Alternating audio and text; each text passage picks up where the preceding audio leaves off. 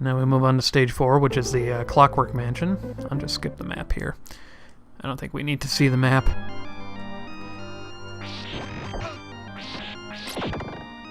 I think that's the first time since, like, the first time I played this game that I've ever done that.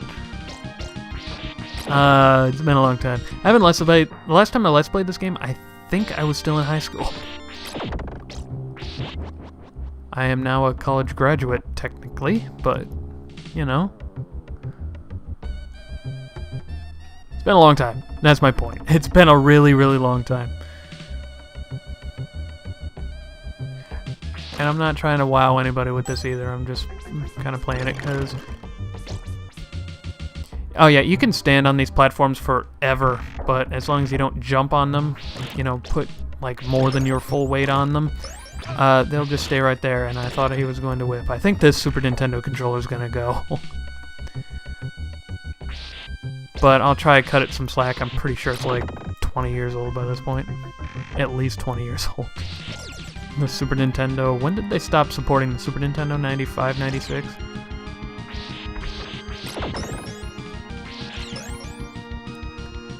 Here we go with another boss. Mini-boss, technically, but...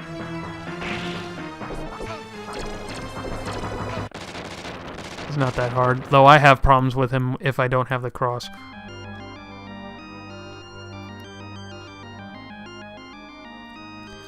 Here's one of the gimmick portions.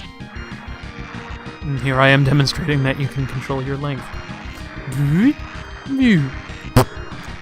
Easy.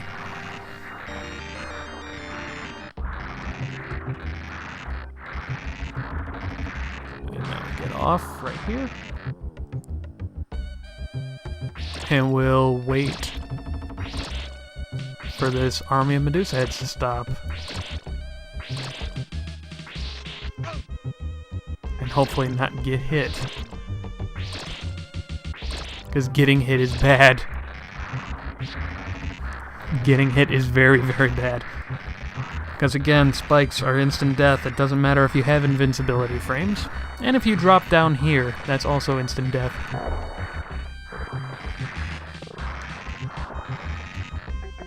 So I'll just wait, keep swinging, wait for the platform to come over. God knows it takes fucking forever. I probably could have made the jump now, but I'll just wait till I know I can make the jump. Then we head off to the second gimmick portion. 2 gimmick portions for the price of one stage. Because if Nintendo's good at anything, it's telling companies, hey, our console can do this. Make sure you implement it in your next game. Or else we will force you to commit seppuku on our living room carpet. Or at least that's how I imagine this goes. This is still only like a halfway point of sorts for this stage. Because there's still a whole other section to this.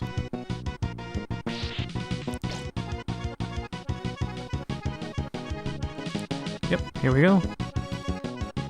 Still kind of in the under portions of this stage.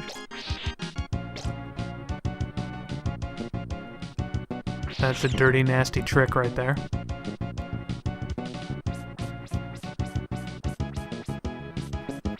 I'm just gonna keep a cross in front of us at all times, just in case. I don't want to risk anything. If you wanted to, you could keep running for these hearts and these candles, but I would recommend against it. Oh yeah, you can also crawl. There's that.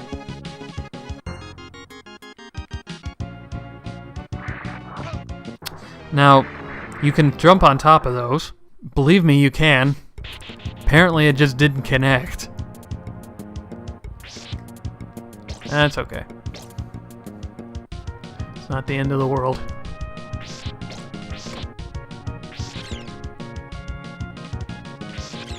My whipping isn't exactly...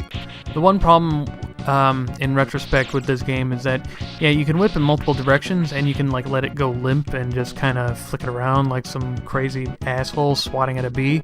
But the problem with that is that you have to make sure, like, your whipping is, like, really crisp, because otherwise you'll just end up, you know, letting it go for no fucking good reason. See, I told you you can jump on top of these. But they will crush you, because you'll fuck up the cycle. Wow, never had this much trouble. Okay, maybe the game's a little bit harder than I thought. Maybe I'll just do it the normal route. The normal way. Not the fucking stupid Let's Player trying to show off kind of way. Maybe I'll stop jumping too. Maybe, just maybe. I really can't get angry. I mean, this is just my stupid ass's fault. Oh yeah, you can go up there too, I suppose. I just always went this way because, I don't know, more spikes, more bats. I live for danger and stupidity, apparently. Indeed. Indeed, indeedly do, sir.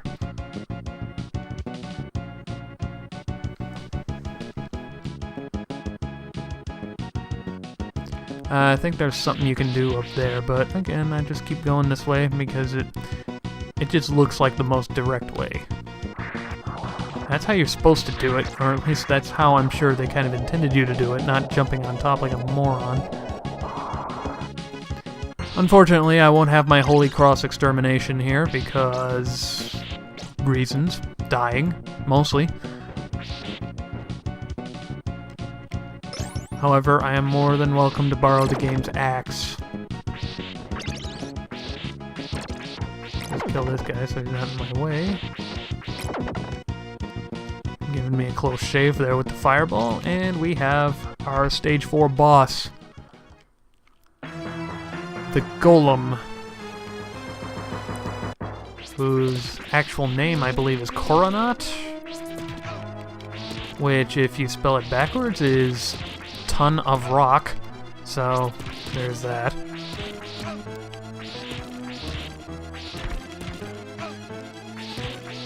Whoever came up with that name, kudos. However, he's dead. Since I'm kind of Iron Manning my way through most of these bosses, I'm kind of playing like a moron. That's okay, though.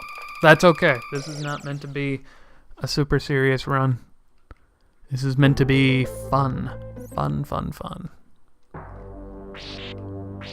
Stage 5, with the very, very dark sounding music, and the harpies that drop the fleamen. Always a lot of fun. This is the road to Dracula's castle. Hence the music. And I just despawned the bone pillar. I love doing that. Not surprised, a lot of Super Nintendo games had a sprite limit and would just get rid of things for no good reason.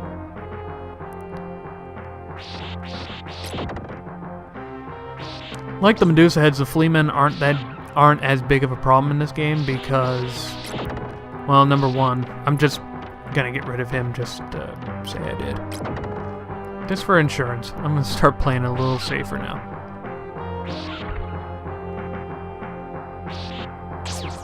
Mostly because their sprite is bigger and their pattern is a little bit more predictable. Now we got the whip skeletons. Dracula obviously had some serious PTSD about that whip, so he started giving his skeletons whips as well. I know you're here. There you are. Fucking dick bat. A short stage, but now we're in the castle. Once we get past the Castlevania Courtyard of Statues. Stage 6!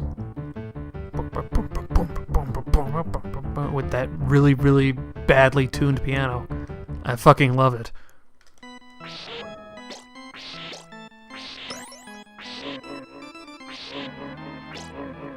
Good old Castlevania zombies. The strategically covered statues in the background because, you know, can't let these Americans realize that tits exist.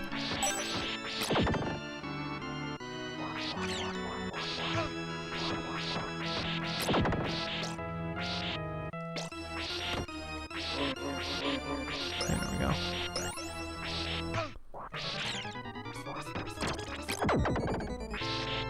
I believe in Stockholm, like back, what, 5 years ago, they held a, like a tribute concert for Castlevania with like a proper, small, albeit, orchestra. And they did that entry hall music and then this dance hall music, and it is the coolest fucking thing. Now, with these chandeliers, you obviously have to wait for the chandelier to be swinging to the right before you begin your jump. Otherwise, momentum is a thing and will not let you move forward with it. Now, if you're fast enough, you can kind of get here with a lot sooner than I did, but as we have established before, I am playing it safe. And if I can stay alive long enough, I am going to abuse the shit out of the secret that's over here. One of 3 things in this game. Now notice I like the little attention to detail that the floor is cracked right where that chandelier landed. I really like that. And it's almost like a hint that something can happen. Alright, that dog will hurt you, so just kind of leave your whip and let him die. And like the Owl Knight from Symphony of the Night, this guy will stop and mourn his fellow person, but luckily you don't have to fight him. There's that pork chop, along with a double shot, and some hearts, which is helpful. I also love the music in the secret stage. It's so, it's so dumb and out of place, but I love it.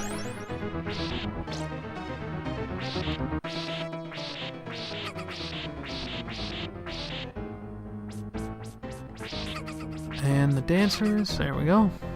The music in this game was composed by 2 guys, I believe. Masanori Adachi and... what was his name? Taro Kudo? Something like that. I don't know what inspired them to make the soundtrack the way it is. Like, less...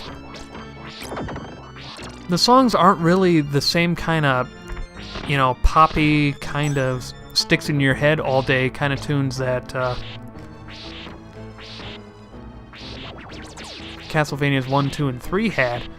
Granted, they had to do that because of the limited sound chip that the NES had. That was how everyone did video game music back then. You just had to make it as catchy as humanly possible so people will forget that it sounds like absolute hell. But with Castlevania 4, they suddenly had, like, digitized instrument samples they could use because of the Super Nintendo's sound chip. And they decided to take it in a more heavy and atmospheric kind of way. And the end result is something is a soundtrack that's really cool and really unique. And I love it. It's one of my all-time favorites. I think the only, like, really poppy, stay-in-your-head song in this soundtrack is the first stage theme, the theme of Simon Belmont. And this coffin is chasing me. Yeah, no big deal. Simon has to deal with this shit every fucking day. Being a vampire hunter and all. But the rest of the songs, the forest, the cave,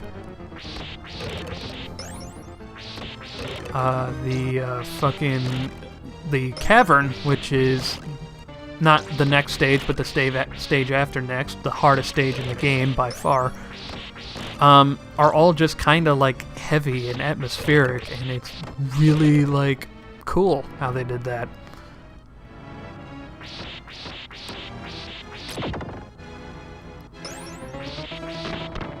Here's another pork chop. We don't really need it, but these hands grab you.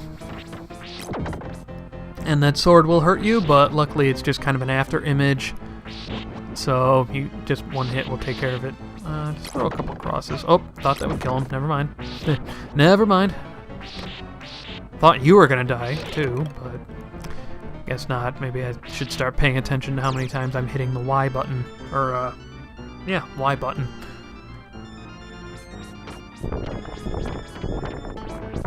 Again, there is kind of a way to get through this relatively painlessly without taking a ton of hits, but also tables.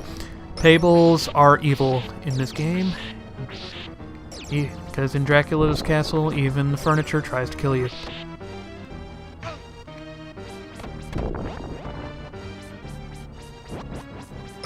Just keep chucking crosses. Why not? Boom. Now, in a soulless crevice of the wall, there's a 1-up. One of, I think, the only, like, 1-up you'll find in the entire game. Like, at least in a wall, anyway. A little chicken leg. And the first boss. And the second boss theme, actually.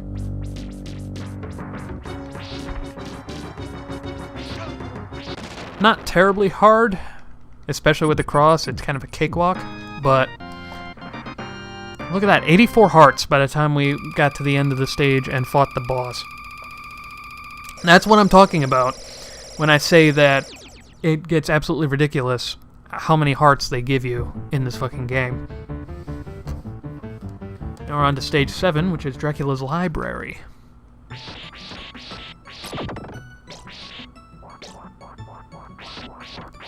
So we've had a dance and dining hall and a library. So Dracula's actually got pretty sweet digs. Oh yeah, these guys. They will stab up. So be careful. These guys are they're kind of the precursor to, oh god, the Spearmen from Symphony of the Night. Slash Rondo of Blood, actually, was where they appeared first. But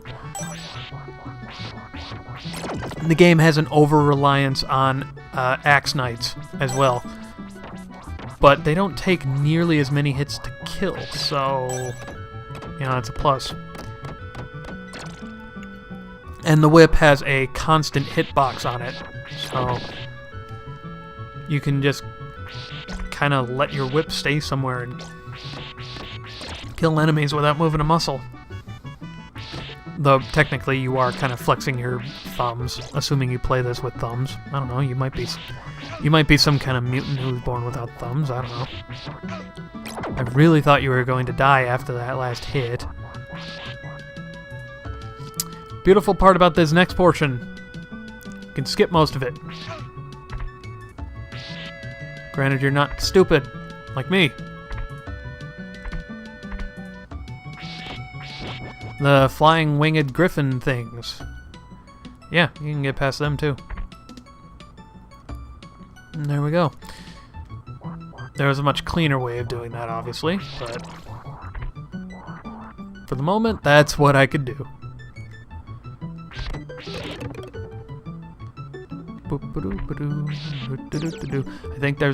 I think there's a new sub weapon, like an axe or something, in that second candle there, so I am not going to whip it.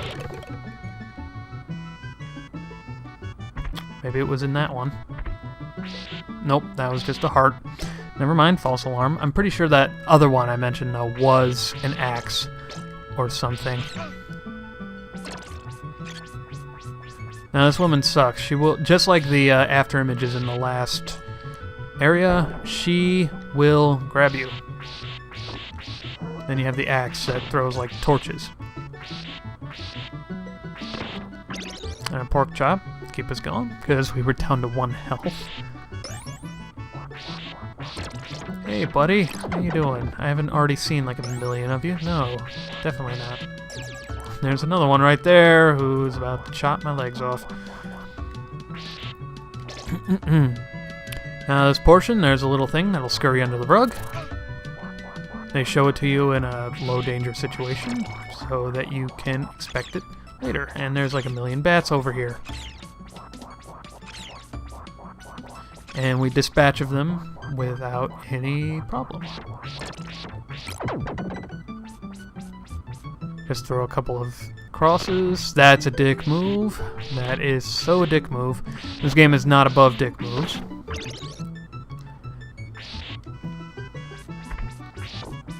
We got the fucking wolf throwing candles at you. You got this thing that only appears in this stage. you can completely ignore it. Like I can't ignore that phone. Hang on. Oh, don't look at me that way. Kind of have to pay attention to the phone. Of course, now I've brought it closer to me. Nobody calls this place for a fucking week, and then the moment I want to make a video, nope, suddenly everybody wants to fucking call. So in this area, it will kill you, because it will knock you up into the spikes, or nudge you up into the spikes, as it were. So you gotta remember to crawl through there. Otherwise, this is pretty low danger. Oh, nope. Got the Axe Knights trying to decapitate me, which is always fun. Yeah, I can do that too, asshole. Except my projectiles are better. Mine go farther. There's more bats. However, we took care of them all. And we have the Great Axe Knight, or whatever.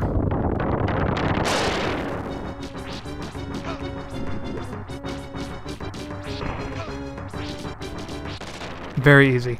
Very easy without the cross, and even easier with the cross.